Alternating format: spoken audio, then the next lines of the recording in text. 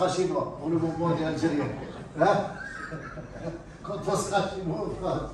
Enfin, voilà, je voulais Gérard Collomb qui était ministre de l'Intérieur et Roger, mon ami, qui était le fondateur des Fêtes Lumières. Il est mort le 22 juin de cette année. Alors, les Fêtes de la Lumière ont été développées à partir de 89 sur une initiative.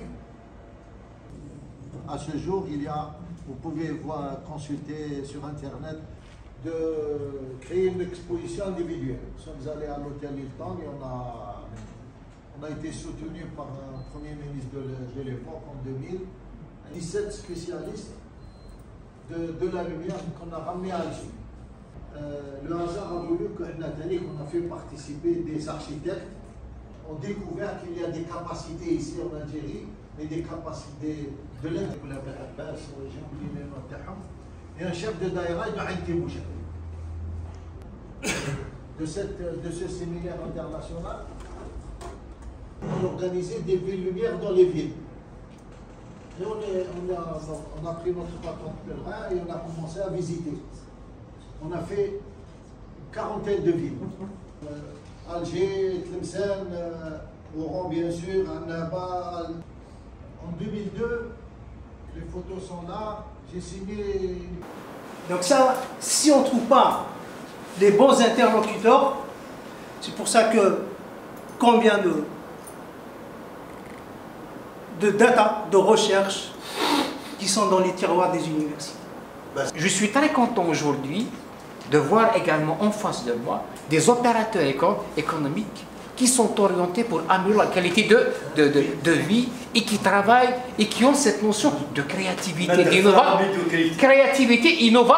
innovation. On a beau faire des recherches, inventer des choses, innover, etc. Mais si l'élu ne suit pas, eh ben, ça ne va pas marcher. Est-ce que vous faites des équipements adaptés? Parce qu'il y a les bâtiments, il y a les abris, il y a d'autres moyens d'éclairer sans passer par le candélabre. Autant de candélabres tous les 25 mètres. Est-ce que vous exploitez vous avez des équipements adaptés? Qui était mon client, était chef d'entreprise, patron d'une société d'éclairage à Béjaïa en 2002, 2003, voilà. Et nous avons continué les événements, à communiquer avec le temple du savoir. Le temple du savoir, c'est l'université.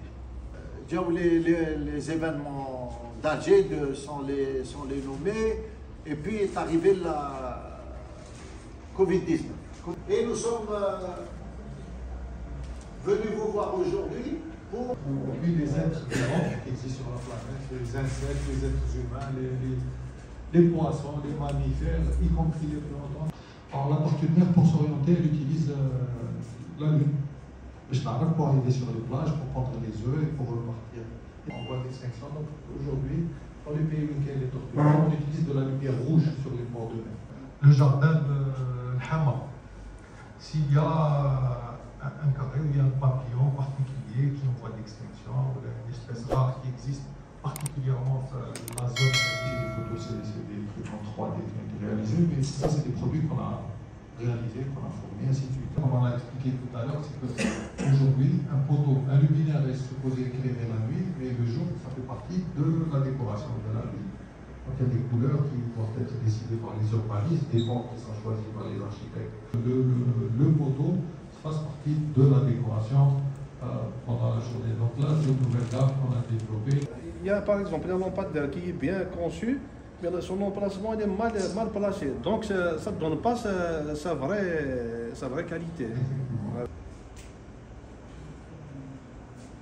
On fabrique tout ce qui est en acier. Voilà comment je vois mon espace, telle place ou tel boulevard. Vous avez réalisé pas mal de projets et ça m'intéresse que plus tard qu'on fasse une collaboration, Inch'Allah. Pour enchaîner un petit peu, donc je vous ai dit l'objet de cette rencontre, c'est une conférence de presse pour annoncer le programme du 14 novembre.